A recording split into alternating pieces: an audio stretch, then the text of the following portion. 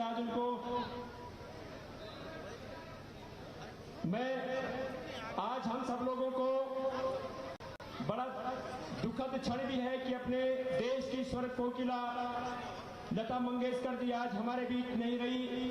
मैं भारतीय जनता पार्टी परिवार उनको आज श्रद्धांजलि व्यक्त करेगा और तमाम अपने युवा साथियों, तमाम अपने जो कार्यकर्ता यहाँ पे उपस्थित है, उनसे निवेदन करूंगा कि अपने स्थान पे खड़े होकर के 2 मिनट का मौन सब उनको श्रद्धांजलि के रूप में आज हम व्यक्त करेंगे।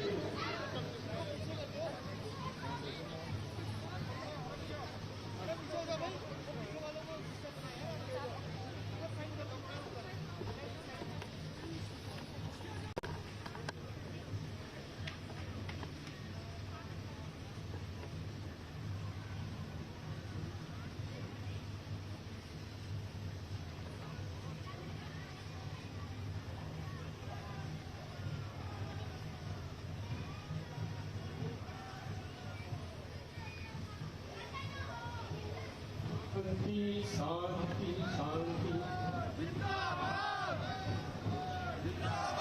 आज माननीय राष्ट्रीय अध्यक्ष जी का गंगोत्री विधानसभा के इस रामला मैदान में भारतीय जनता पार्टी हार्दिक स्वागत अभिनंदन करती है।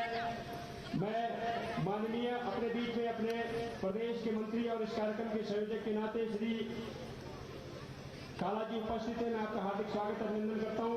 अपने वरिष्ठ नेता श्रीमान बलराज पासी जी भी हमारे बीच में हैं, आपका स्वागत अभिनंदन। डॉक्टर स्वराज विद्वान जी जो राष्ट्रीय मंत्री हैं अनुसूचित जाति मोर्चे की, उनका भी हार्दिक स्वागत अभिनंदन।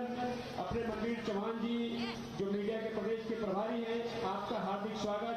और तमाम अपने वरिष्ठ प्रदेश के नेतृत्व, उनका भी हार्दिक स्वागत अभिनंदन करता हूँ। क्योंकि समय की कमी है, माननीय राष्ट्रीय अध्यक्ष जी का कार्यक्रम आज उत्तराखंड के कई अन्य विधानसभाओं में भी है और मैं श्रीमान केदार सिंह रावत जी जो विधायक है यमुनोत्री से और वर्तमान में भारतीय जनता पार्टी के प्रत्याशी भी हैं, उनसे निवेदन करूंगा कि आप आकर के अपनी जनता को संबोधित करें। माननीय केदार सिंह रावत जी।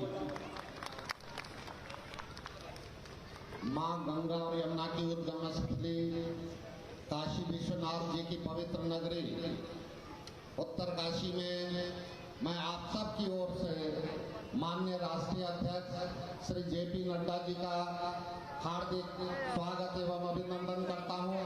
और इस चुनावी अवसर पर भाई और बहनों, आपसे ये निवेदन करना चाहता हूं कि ये धरती वो धरती है जहां से मां गंगा का उद्गम होता है, मां यमुना का उद्गम होता है और पूरे देश में, पूरे प्रदेश और देश में जो है यहाँ से जो क्रांति जाएगी बंधुओं, उसी के आधार पे जो है आगे जो है गति और नीति और नीति तय होती है। आदरणीय भाई और बहनों, भारतीय जनता पार्टी की सरकार ने सबका साथ और सबका विकास, सबका विश्वास के कार्यक्रमों को आगे बढ़ाया, जिसमें सड़क, स्वास्थ्य, शिक्षा, बिजली और पानी जैसे मुद्दे जो आधारित विकास के मुद्दे हैं उनको जन जन तक पहुंचाया, जन जन तक पहुंचाया। आदरणीय भाई और बहनों, सभी वर्गों के लिए, चाहे हमारी वो आशा कार्यकर्ता हों, भोजन माताएं हों, आंगनवाड़ी कार्यकर्ता हों, ग्राम प्रहरी हों, हमारे अतिथि शिक्षक हों, शिक्षा मित्र हों, तमाम वर्गों का जो है मानदेय हमारी सरकार ने बढ़ाया और मान और सम्मान बढ़ाया।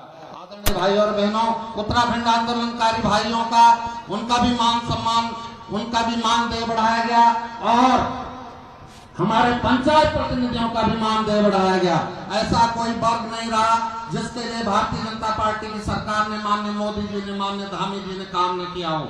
चाहे हमारे युवक मंगल दल हो, चाहे महिला मंगल दल हो, प्रत्येक के खाते में उनके आवश्यकता के अनुसार की सामग्री खरीदने के लिए जो है धन की व्यवस्था की गई है।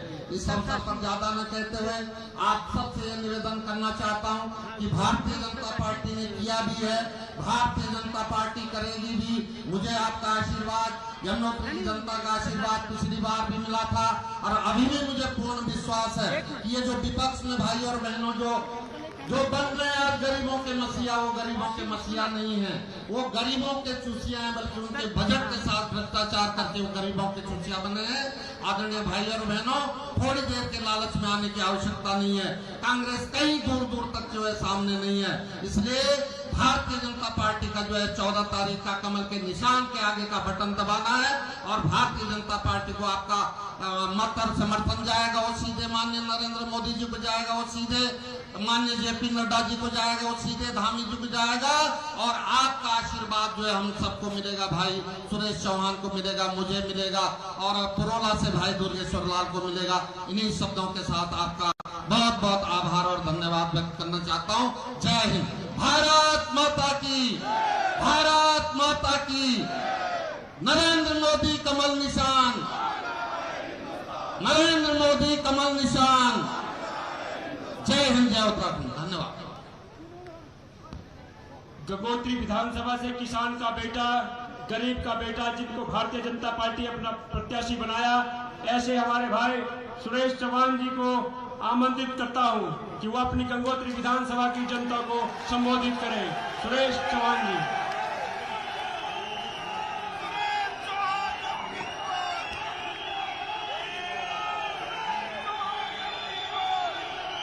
बाबा विश्वनाथ की नगरी में आज हम सब के बीच हम सब के लोकप्रिय राष्ट्रीय अध्यक्ष, बहुत ही ऊर्जावान अध्यक्ष, जिनके नेतृत्व में भारतीय जनता पार्टी विश्व की पार्टी बनी है, ऐसे हमारे आदरणीय जेपी नड्डा जी, या उनका मैं बाबा विश्वनाथ की नगरी में गंगा के इस उद्गम स्थल में आप सबकी ओर से और अपनी ओर से उनका बहुत बहुत हार्दिक अभिनंदन स्वागत करता हूं। आज हमारे बीच पूर्व सांसद और भारतीय जनता पार्टी के बहुत ही वरिष्ठ नेता उत्तराखंड के हमारे माननीय बलराज पासी जी, उनका भी मैं स्वागत करता हूं।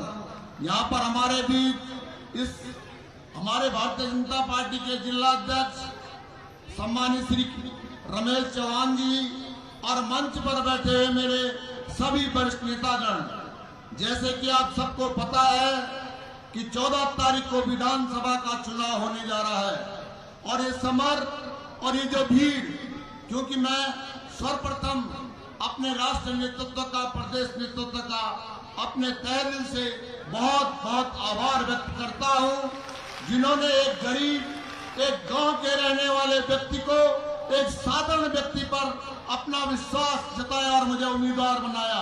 मेरे भाइयों और बहनों, आप तमाम गांव-गांव से यहाँ पर लोग, जितने भी हमारे किसान बंधु, हमारे नौजवान, तमाम जो जन समर्थन गांव-गांव में मिल रहा है, उन माता और बहनों का मैं उन सबका आभार व्यक्त करता हूं, उन सबका मैं हमेशा तहे दिल से।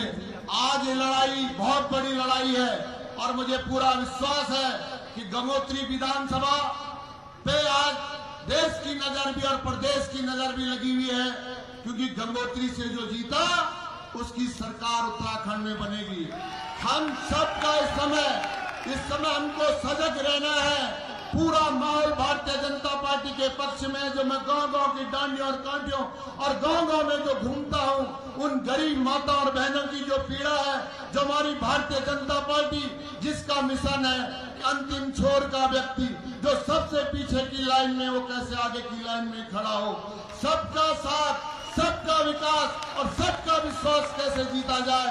मेरा आप सब यहाँ पर तमाम देवतुल्य हमारे बहुत सारे वरिष्ठ कार्यकर्ता बंधु यहाँ पर बैठे हुए उत्तरकाशी के हमारे तमाम नगर के जनमानस, मेरा आप लोगों से निवेदन अनुरोध है,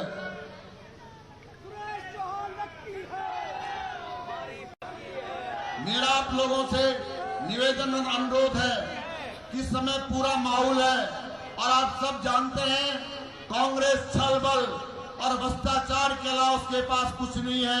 और आजकल गांव में जो छलबल का जो वो अपना एक तांडव करने के चक्कर में कहीं नहीं है और आप सबकी जीत होने जा रही है। मेरी नहीं, आप तमाम कार्यकर्ताओं की जीत होने जा रही है।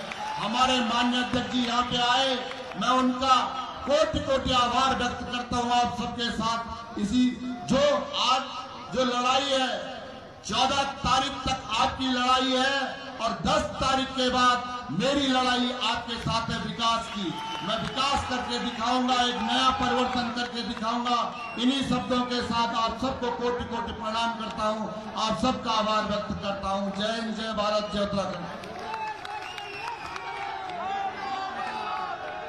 अब मैं एक छोटे से पहाड़ी राज्य से निकलकर और विश्व की सबसे बड़ी राजनीतिक दल के नेता के रूप में आज हमारे सामने उपस्थित हैं श्रीमान जयप्रकाश नड्डा जी। मैं आपका हार्दिक स्वागत अभिनंदन करता हूं और आपसे निवेदन करता हूं कि आप गंगोत्री विधानसभा की जनता को संबोधित करें। माननीय राष्ट्रीय अध्यक्ष नड्डा जी को जय श्री राम। नड्डा जी को जय श्री राम। भारत माता की, भारत माता की, भारतीय जनता पार्टी जिंदाबाद।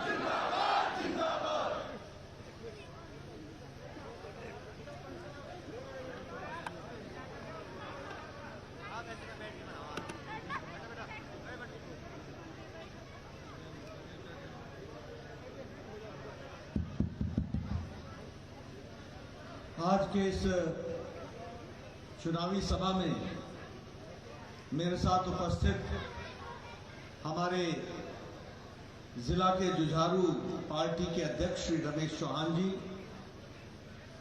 हमारे वरिष्ठ साथी पूर्व में सांसद और पार्टी के वरिष्ठ नेता श्री बलराज पासी जी, हमारे गंगोत्री विधानसभा के प्रत्याशी और हमारे छोटे भाई सुरेश चौहान जी, हमारे यमुनोत्री के प्रत्याशी श्री केदार सिंह रावत जी, डॉक्टर स्वराज विद्वान जी, राष्ट्रीय मंत्री भारतीय जनता पार्टी अनुसूचित जाति मोर्चा, पुष्कर काला जी, हमारे प्रदेश के मंत्री, प्रदेश मीडिया प्रभारी मनवीर चौहान जी, पूर्व राज्य मंत्री उत्तराखंड रामसुंदर नौतियाल जी, हमारे ब्लॉक के प्रमुख पटवारी के विनीता रावत जी, हमारे बहन शांति गोपाल रावत जी, सम्मानित मंच और यहाँ इतनी बड़ी संख्या में एकत्र आए माताएं, बहनें, बुजुर्ग, मेरे नौजवान साथी, देवी और सज्जनों और मीडिया के मेरे साथी, प्रिंट मीडिया और इलेक्ट्रॉनिक मीडिया के मेरे साथी, आज जब मैं यहाँ आया हूँ और आपके दर्शन करने का मुझे सौभाग्य मिला है, तो साथ ही साथ एक दुख भरी खबर भी हम सब लोगों ने आज प्रातः सुनी होगी कि हम सब के बीच में हम सब की आदरणीय दीदी लता जी हम सबके बीच में नहीं है। मैं अपनी ओर से और आप सब की ओर से उनको भाव विभोर होकर भावभीनी श्रद्धांजलि अर्पित करता हूं और आप सब की ओर से और अपनी ओर से ईश्वर से प्रार्थना करता हूं कि भगवान उनको अपने चरणों में स्थान दे, उनकी आत्मा को शांति मिले और उनके परिवार के सभी सदस्यों को इस दुख को सहने की ताकत मिले। लता जी सिर्फ कलाकार, महान कलाकार ही नहीं थी। लता जी संगीत की दुनिया में उन्होंने अपना स्थान तो बनाया था, लेकिन इसके साथ साथ वो मर्म की प्रतीक थी, ममता की प्रतीक थी, मानवता की प्रतीक थी। इसलिए उनका व्यक्तित्व संगीत के साथ साथ एक बहुत बड़ा व्यक्तित्व था। आज ऐसी महान आत्मा को हम सब लोगों के बीच में न रहना, यह हम सब के लिए, देश के लिए, देश शोकाकुल है और मैं पुनः अपने आप को आप सब के साथ उनको भावभीनी श्रद्धांजलि देता हूं। मित्रों, मैं आज यहाँ जब आया हूं तो मैं मानता हूं कि ईश्वर का मेरे ऊपर बहुत बड़ा आशीर्वाद है कि मैं देवभूमि में यमुनोत्री और गंगोत्री के उद्गम स्थान ऐसे उत्तराखंड में मुझे आने का सौभाग्य मिला और ऐसे पवित्र स्थान पर आने का सौभाग्य मिला। काशी विश्वनाथ जी के दर्शन करने का भी सौभाग्य मिला। आपके दर्शन करने से पहले मैं मंदिर में दर्शन करने का सौभाग्य मिला और यह शक्ति स्थल, ये पूज्य स्थल, ये पवित्र स्थल जहां मुझे आने का मौका मिला है, मैं बारंबार इस पवित्र स्थान को नमन करता हूं। मित्रों, ये देवभूमि भी है और वीर भूमि भी है। और वीर भूमि की अगर मैं बात करूं तो फिर चाहे हमारे लाखों सैनिक जो देश के प्रहरी के रूप में खड़े हैं, उनको भी मैं नमन करता हूं। और साथ ही साथ आजादी की लड़ाई के लिए लड़ने वाले चिंद्रिया लाल जी उत्तरकाशी के, पंडित गोविंद बल्लभ पंत जी जो भारत रत्न उत्तराखंड के पहले हुए, और हमारे कानू महाराज जी जिन्होंने क्रांतिवीर ऐसा एक बहुत बड़ा आंदोलन चलाया, इन सभी महापुरुषों को मैं नमन करता हूं और इनसे आशीर्वाद देता हूं। मित्रों, उत्तराखंड वीर भूमि रही है। महावीर चक्र, वीर चक्र इसकी श्रृंखला है जो यहाँ के वीरों ने देश की सेवा करते हुए, देश की रक्षा करते हुए उन्होंने अर्जित की। इसलिए ऐसी वीर भूमि को भी मैं नमन करता हूं और उनसे प्रेरणा लेता हूं जिन्होंने देश की सुरक्षा के लिए, आन बान शान के लिए अपना सर्वस्व लगाया है और देश की रक्षा की है। ऐसे वीर नमनों को भी मैं नमन करता हूं। मित्रों, आज मैं अभी हमारे सुरेश चौहान जी को सुन रहा था। वैसे राजनीति में आप सब लोग माहौल का तो पता लगा लेते हैं। जब उनका नाम लिया गया और जो आपकी तालियां और सीटियां बजी, उसने ये मुझे बता दिया है कि आपने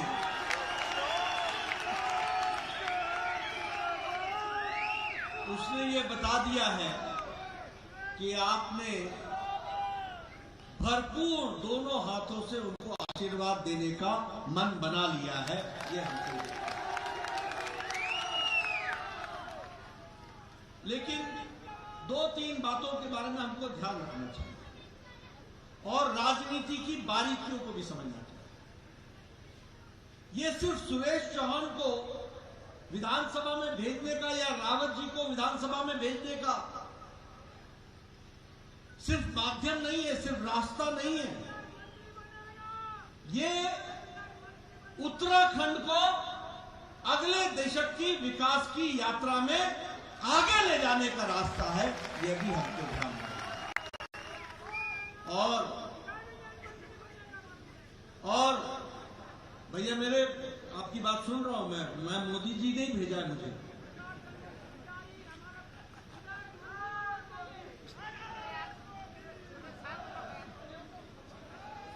तो मैं ये कह रहा था कि राजनीति की बारीकियों को समझने की जरूरत है। सुरेश चौहान जी खड़े हुए, उन्होंने बताया कि मैंने ये किया, मैंने ये किया, मैं ये करूंगा, मैं ये करूंगा। उसी तरीके से रावत साहब आए थे तो उन्होंने कहा मैंने ये किया, मैंने ये किया, मैंने ये किया। स्वागत है भाई, स्वागत है। भैया बैठ जाओ, मेरा स्वागत हो गया है। ये जो रिपोर्ट कार्ड की प्रथा है, ये संभव है तो सिर्फ भारतीय जनता पार्टी ही कर सकती है और प्रत्याशी ही कर सकता है। इसको हमको याद रखना। कोई कांग्रेस का नेता इस तरीके से खड़े होकर के अपना रिपोर्ट कार्ड नहीं रख सकता।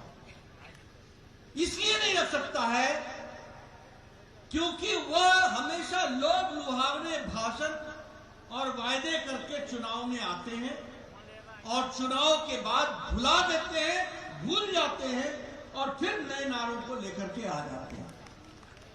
ये भारतीय जनता पार्टी है, ये मोदी जी की पार्टी की संस्कृति है। जो कहा है वो किया है, जो कहेंगे वो करेंगे, ये ताकत लेकर के हम चलते हैं। इसलिए मित्रों, हमें ये फक्र है कि हम सब लोग एक ऐसी पार्टी के सदस्य हैं जो गौरव के साथ कह सकते हैं, जो कहा करेंगे, बीजेपी ही करेगी और कोई नहीं करेगा। लेकिन हमको ये भी ध्यान में रखना चाहिए कि भारतीय जनता पार्टी गरीब, वंचित, पीड़ित, शोषित, समाज के अंतिम पायदान में रहने वाला व्यक्ति इसकी चिंता करने वाला है तो वो भारतीय जनता पार्टी है, इसको भी हमको याद रखना चाहिए। और फिर मैं कहने के लिए नहीं कह रहा हूं, सिर्फ भाषण लेने के लिए नहीं कह रहा हूं, मैं प्रमाण के साथ कहना चाहता हूं। आप बताइए, जब मोदी जी ने कहा कि हम जनधन के खाते खुलवाएंगे, जनधन के खाते खोलो, तो सब लोगों को, कांग्रेस पार्टी को इसमें मजाक सूझा। आपको याद होगा कि कांग्रेस पार्टी के नेताओं ने कहा कि ये खाते खुलवाने से क्या होगा, खाते खुलवाने से क्या होगा। मैं यहां, आप लोग सब पढ़े लिखे लोग हैं, गांव गांव में जाएंगे तो मेरी बात सुना देना लोगों को। तो श्रीमती इंदिरा गांधी ने बैंक को राष्ट्रीयकरण, नेशनलाइज 1971 में किया था, लेकिन बैंक के खाते 2014 तक सिर्फ 3.25 करोड़ लोग ही ऐसे थे जिन्होंने खाते खुलवाए थे और बैंक की दहलीज को पार किया था। 130 करोड़ की जनता में सिर्फ 3.25 करोड़ लोग थे जो बैंक की सुविधा के पास पहुंचे। ये जीरो अकाउंट पर बिना पैसे दिए हुए जनधन का खाते खुलवाने का, गरीब के मर्म को समझने का मोदी जी ने जो निश्चय किया, आज देश में 45 करोड़ जनधन खाते हैं, यह भी हमको याद रखना। और इसका लाभ क्या हुआ? इसका लाभ यह हुआ कि जब कोरोना आया, 3 महीने का लॉकडाउन लग गया, न पोस्टमैन, न पोस्ट ऑफिस, न मनी ऑर्डर, न कुछ। उस समय 20 करोड़ बहनों के खाते में 500 रुपए 3 महीने तक पहुंचाने का काम इस जनधन खाते से महिला सशक्तिकरण के लिए किया गया। ये भी हमको याद रखना चाहिए। इसलिए हमने कहा ये गरीब की पार्टी, ये महिलाओं की पार्टी, ये युवाओं की पार्टी, ये वंचित की पार्टी, ये शोषित की पार्टी, उसको धारा देना, उसको मजबूती प्रदान करना, ये काम किया गया।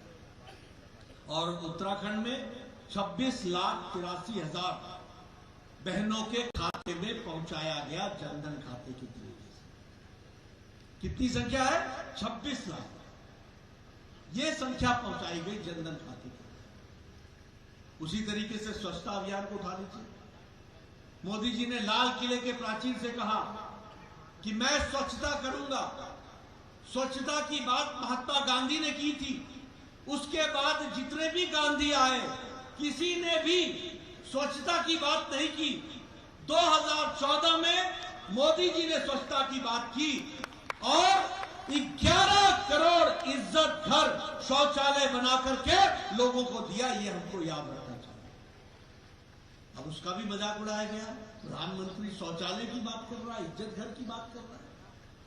आपके यहां 5,22,000 इज्जत घर बनाए गए।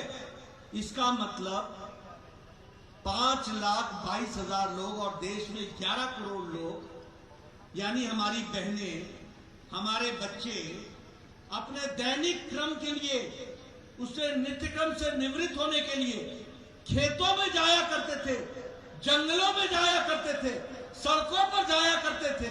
और माताएं बहनें सूर्योदय से पहले और सूर्यास्त के बाद निकलती थी अपने दैनिक नित्यक्रम से निवृत्त होने के लिए। क्या ये सच्चाई नहीं थी? क्या ये सच्चाई नहीं थी? और आज 11 करोड़ इज्जत घर बनाए गए और 5,22,000 इज्जत घर उत्तराखंड में बना करके 5,22,000 बहनों को इज्जत देने का काम मोदी जी की सरकार ने किया, धामी जी की सरकार ने किया। ये हमको याद है। इसलिए ये मुद्दे सुरेश चौहान को पहुंचाना है। किसलिए पहुंचाना है? इसलिए पहुंचाना है कि हमारे जिले में कोई घर बिना इज्जत घर के न रहे। इसलिए पहुंचाना है कि हमारा कोई घर विकास के से अछूता न रह जाए। ये हमको याद रखना चाहिए। उसी तरीके से उज्ज्वला योजना। अब मैं तो पहाड़ से आता हूं। बताइए, माताएं बहनें सुबह 5 बजे उठ करके जंगल में जाकर के लकड़ी काट करके ला करके सुबेरे का चूल्हा जलाती थी कि नहीं जलाती थी? मैं ठीक बोल रहा हूं कि नहीं बोल रहा हूं? गांव में महिलाएं 5 बजे उठकर लकड़ी काट करके लाती थी कि नहीं? गांव से जंगल में जाती थी कि नहीं जाती थी? आजकल मोदी जी ने उज्ज्वला के माध्यम से 9 करोड़ 97 लाख यानी 10 करोड़ बहनों के घर में गैस का चूल्हा पहुंचाया है। और उत्तराखंड में भी 3,65,000 चूल्हे दिए गए हैं। अब बहनें 5 बजे सुबह उठकर लाइटर से टक से जलाती है और 5 मिनट में चाय बना करके देती है। यह महिला सशक्तिकरण हुआ है कि नहीं हुआ है? बताओ, हुआ है कि नहीं हुआ है? हुआ है कि नहीं हुआ है? ये है फर्क। और मैं आपको बताऊं, अब मेरी उम्र 60 साल है।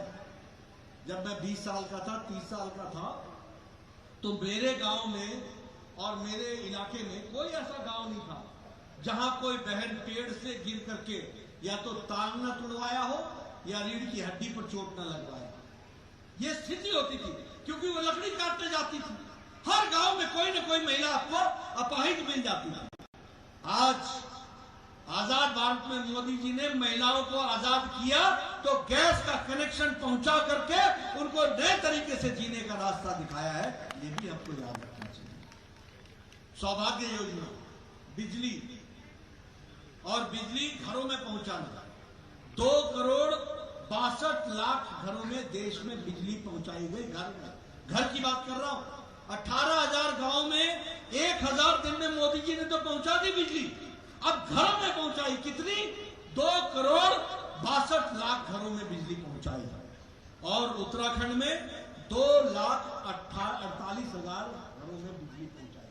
मुझे मालूम नहीं, मेरे गांव में जो गांव से अलग हट करके रहते हैं उनको पालंगरी बोलते हैं, पालंगरियां बोलते हैं, जो अलग अलग घर गांवों में पहाड़ों में अलग अलग बस जाते हैं और उनके लिए बिजली पहुंचाना एक कठिन काम होता है। मुझे आपका मालूम नहीं, लेकिन हमारे यहां तो होता था। एक गरीब आदमी, मैं 98 में 94 में मैं पहली बार एमएलए बना। 94 में पहली बार एमएलए बना। तो जब मैं एमएलए बना तो लोग गरीब मेरे पास आते थे, बोलते थे बिजली दे दो, बिजली दे दो, बिजली दे दो। तो मैं बोलता था जेई जूनियर इंजीनियर हमारे यहां बोलते हैं, आपके यहां शायद असिस्टेंट इंजीनियर बोलते हैं, एई बोलते होंगे, यहां भी जेई बोलते हैं।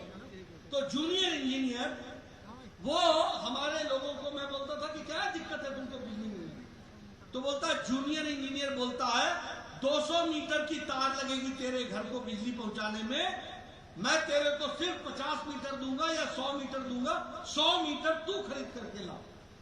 ये गांव की स्थिति थी कि नहीं थी? आप क्या भी ये स्थिति थी कि नहीं थी?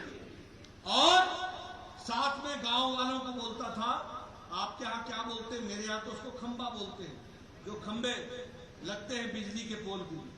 तो पूछता था कितने खंबे लगेंगे? बोले 3 खंबे लगेंगे। बोला आधा गांव लेकर के आना और कंधे पर खंबा ले जाना, खंबा पहुंच जाए तो बताना, तो मैं बिजली लगाने आऊंगा। ये स्थिति थी। अब मोदी जी ने सौभाग्य योजना में आपके यहां 2 लाख से ज्यादा लोगों को बिजली पहुंचाई। और अब स्थिति यह है कि आप आज फॉर्म भरो और 5 दिन के अंदर सरकार आपके घर मुफ्त तार, मुफ्त खंबा और बिजली लेकर के आती है। यह परिस्थिति आकर के खड़ी हुई। प्रधानमंत्री किसान सम्मान निधि में 180 लाख करोड़ रुपए खर्च हुए और इसमें लगभग 10 करोड़ किसानों को 2-2 हजार रुपए की 10 किस्तें दी जा चुकी हैं। और उत्तराखंड में भी यह 9 लाख किसानों को यह सुविधा दी गई है। और इसके साथ साथ 1400 करोड़ रुपए इसमें भी खर्च हुए हैं। ये भी आपको ध्यान रखना चाहिए। मैं ये सारी बातें आपको इसलिए बता रहा हूं क्योंकि आप अपनी उंगली से जब बटन दबाते हैं तो सुरेश चौहान पहुंचता है, जब सुरेश चौहान बटन दबाता है तो मोदी जी हमारे को यहां पर डबल इंजन की सरकार देते हैं। यह आपको ध्यान में। आयुष्मान भारत, मित्रों आपको मालूम है ना कि किसी गरीब के यहां कोई कैंसर हो जाता था तो जमीन बिक जाती थी। किसी गरीब के यहां किसी के हार्ट का ऑपरेशन हो तो मकान बिक जाता था। आज दुनिया का सबसे बड़ा हेल्थ की सुविधा आयुष्मान भारत, 10 करोड़ 74 लाख परिवार यानी 50 करोड़ लोग यानी देश की 40% आबादी, और उस आबादी में कौन लोग हैं? गरीब लोग, रिक्शा वाला, फेड़ी वाला, रेड़ी वाला, सब्जी वाला, बाल काटने वाला, ठेला चलाने वाला, कूड़ेदान से प्लास्टिक इकट्ठा करने वाला, ऐसे गरीब लोगों को मोदी जी ने 5 लाख रुपए का सालाना हेल्थ कवर दिया है, और सालाना उनकी इलाज के लिए 5 लाख रुपए गंभीर बीमारियों से लड़ने के लिए दिया है। और आपके यहां तो सोने में सुहागा, आपके यहां इसके साथ साथ अटल आयुष्मान योजना भी है, जिसमें 10 लाख रुपए हो जाता है, 5 लाख केंद्र का, 5 लाख आपका, और इसमें भी लगभग 45,000 परिवार कवर होते हैं।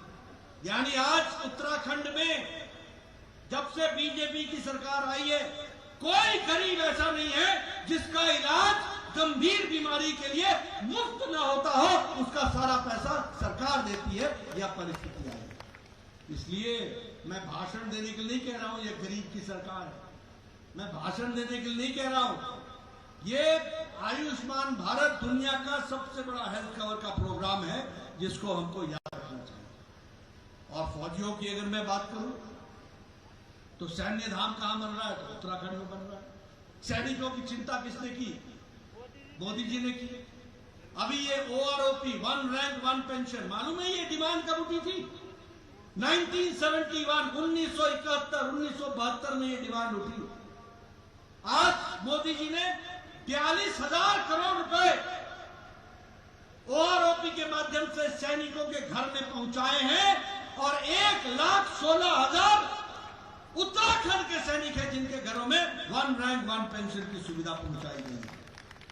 उसी तरीके से भगवान न करे हमारा कोई नौजवान सीमा पर शहीद हो, लेकिन अगर शहादत होती है तो उसके लिए भी 10 लाख से बढ़ा करके 15 लाख मार्टियर्स के घर पहुंचाना, यह भी जिम्मेवारी मोदी जी की सरकार ने ली है, यह भी हमको ध्यान में रखना चाहिए। ग्रुप C और D में उनके परिवार के बच्चों की नौकरी लगे, इसकी भी व्यवस्था की है। अभी बजट आया 3 दिन 4 दिन पहले, निर्मला सीतारमण जी ने दिया 60 लाख नई नौकरियों का अवसर बनेगा प्रोडक्टिव लिंक्ड इंसेंटिव के कारण। उसी तरीके से 25,000 किलोमीटर की सड़क एक साल में हाईवे बनेंगे, 25,000 किलोमीटर बनेंगे, और 20,000 करोड़ रुपए एक साल के अंदर खर्च होगा। ये बजट का प्रावधान निर्मला जी ने देश के लिए किया है, उसको भी याद रखना चाहिए। MSP देना चावल के लिए, गेहूं के लिए, इसकी व्यवस्था तो की ही है, माकूल व्यवस्था की। प्रधानमंत्री आवास योजना में लगभग 80 लाख नए घर बनेंगे, और 48,000 करोड़ रुपए खर्च होगा एक साल के अंदर, और उत्तराखंड में भी होगा, ये भी ध्यान रखना है। अभी जो बजट आया उसमें पर्वतमाला, जिसमें 60 किलोमीटर के रोपवे बनेंगे, और हिमाचल प्रदेश, उत्तराखंड, ये दोनों ही प्रदेश इसमें से सबसे ज्यादा लाभ उठाएंगे। वो भी हमको याद रखना है, उसको भी हमको समझना चाहिए कि रोपवे आने का क्या अर्थ बनता है, और रोपवे से हम किस तरीके से विकास कर सकते हैं। मित्रों, यहां जो काम रोपवे का चल रहा है, 3 रोपवे का काम चल रहा है। रानीबाग से हनुमानगढ़ी लगभग 12 किलोमीटर का ये रोपवे का काम चल रहा है। गौरीकुंड से लेके केदारकुंड, इसके लिए केदारनाथ, इसके लिए भी 8.5 किलोमीटर का रोपवे का काम चल रहा है। उसी तरीके से गोविंद घाट से घटघरिया तक 8.8 किलोमीटर का काम चल रहा है। और यह टूरिस्टों को तो लाएगा ही लाएगा, डिफेंस के लिए भी काम आएगा, और ट्रांसपोर्टेशन के लिए भी काम आएगा। उत्तराखंड के विकास में एक नई कहानी रचेगा, ये भी हमको ध्यान में रखना है। और इसको भी ध्यान में रख करके जब भी हम बात करें गांव में, तो इन सारी बातों को हम सबके सामने लोगों को लाना चाहिए।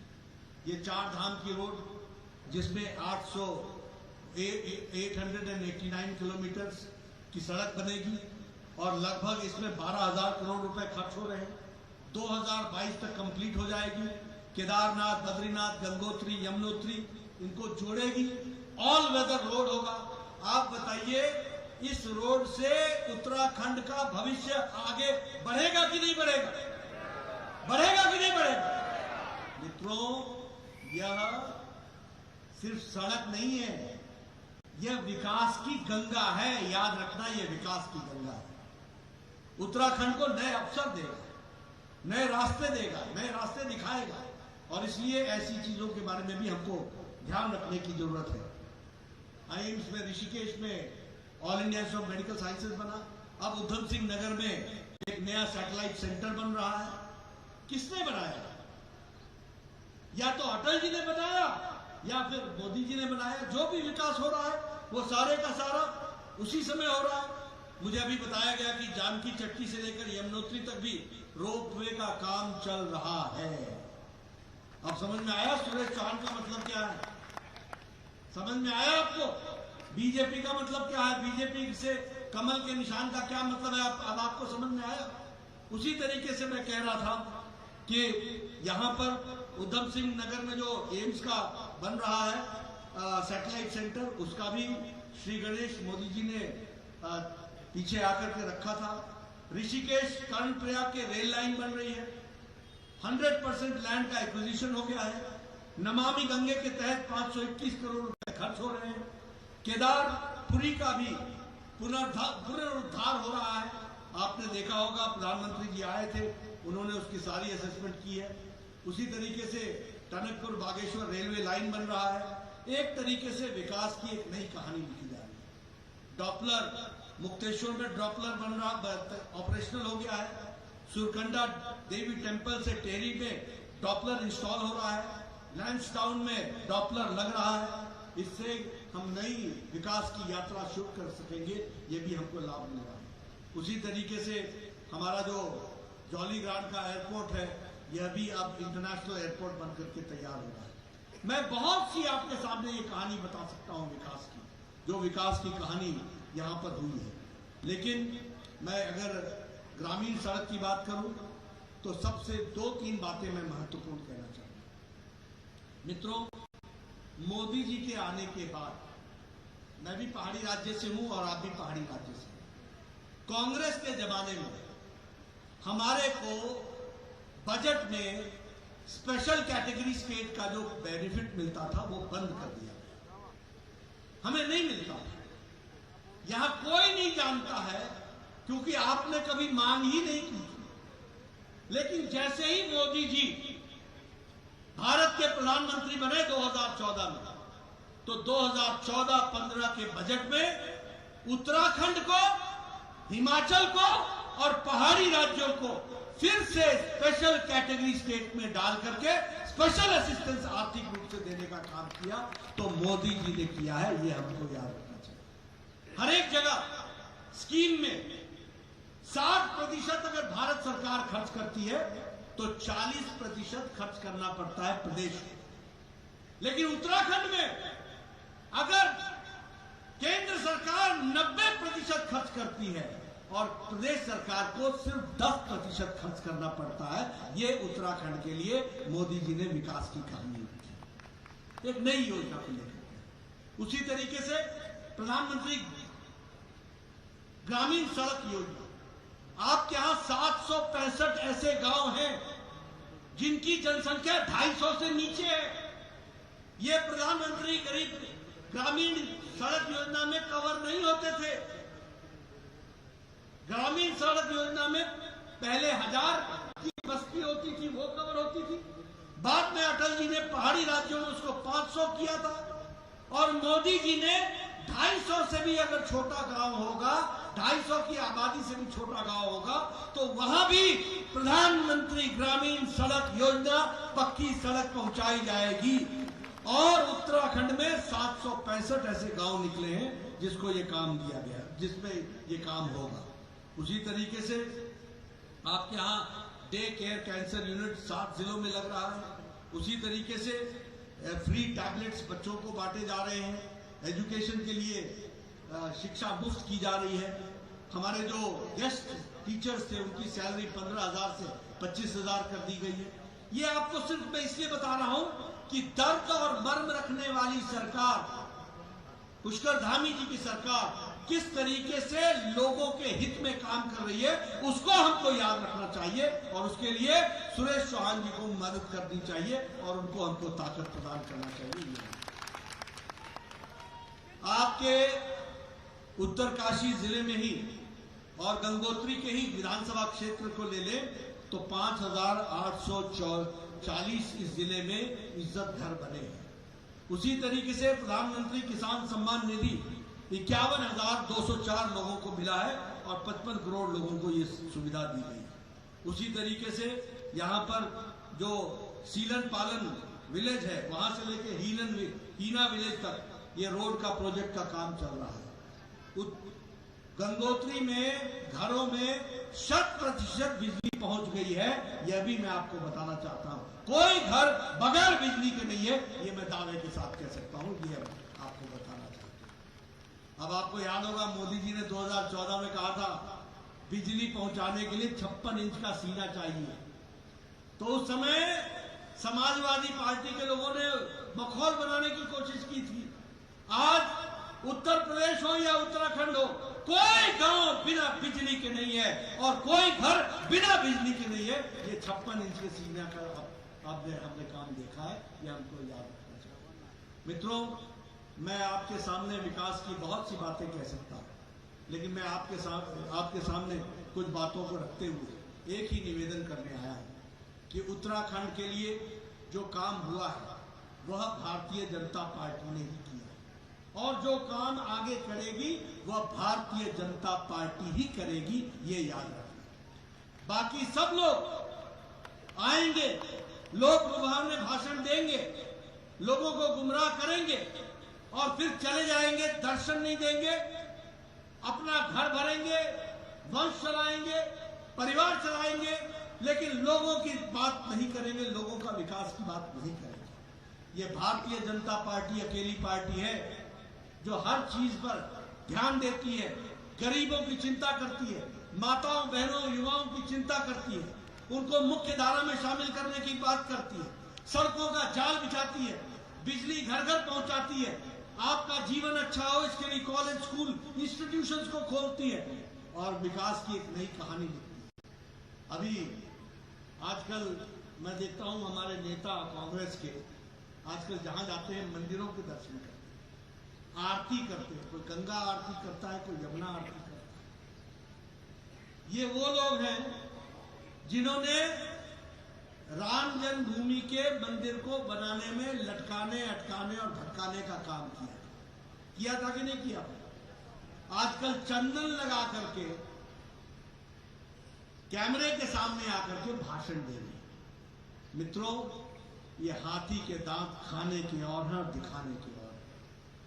ये मुझे बड़ी खुशी होती है कि चलो आपको भारत की संस्कृति याद तो आई, मंदिरों में जाना तो शुरू किया, यह भी सिखाया तो भारतीय जनता पार्टी ने आपको सिखाया, यह भी आपको याद रखना।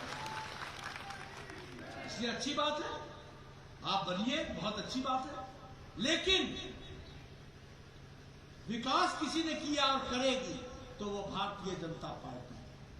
मैंने आपके सामने एक लंबी लिस्ट बताई है सारे काम, एक भी काम मैंने गलत बताया हो या एक भी आंकड़ा मैंने गलत बताया हो तो मुझे पूछ लेना। और मीडिया वालों से मैं विशेष करके कहना चाहता हूं कि मैं आंकड़ों के आधार पर आपके सामने आया हूं और ये आंकड़े बोलने भी कठिन होते हैं और आपको याद रखने भी कठिन होते हैं, लेकिन भारतीय जनता पार्टी का राष्ट्रीय अध्यक्ष डंके की चोट पर यह बताने आया है कि गंगोत्री हो या यमुनोत्री विकास करेगी, या उत्तराखंड हो या उत्तर प्रदेश विकास करेगा तो भारतीय जनता पार्टी का ही प्रतिनिधि करेगा, इसको हम कहेंगे। इसलिए मैं आपका आशीर्वाद मांगने आया हूं। आप सुरेश जी को, हमारे रावत जी को और हमारे पुरोला के दुर्गेश्वर लाल जी को आप यहां से आशीर्वाद दीजिए। आपके रिश्तेदार अन्य जगहों पर भी होंगे, सबको आप बोलिए कमल ही कमल, कमल ही कमल, हर जगह कमल ही कमल खिलाइए। और मैं आपको विश्वास दिलाता हूं कि भारतीय जनता पार्टी के एक अध्यक्ष के नाते आदरणीय मोदी जी के नेतृत्व में देश जिस तरक्की के साथ आगे बढ़ रहा है उसमें अगला दशक उत्तराखंड का है, उत्तराखंड का विकास होगा। और इसलिए आप सब लोग, अब कोरोना का संक्रमण है, बड़ी संख्या में आप आ नहीं सकते थे आप, लेकिन फिर भी इतनी बड़ी संख्या में आप आए हैं। जाइए, गांव गांव जाइए, घर घर जाइए, मेरा संदेश पहुंचाइए मोदी जी का संदेश पहुंचाइए और खुशहाली में अपने आप को शरीक कीजिए, विकास में अपने आप को जोड़िए और एक नया उत्तराखंड को विकसित उत्तराखंड के रूप में देखने का जो निश्चय किया है उसको आगे बढ़ाइए। बहुत बहुत धन्यवाद, आपने मेरी बात सुनी, आपका बहुत धन्यवाद।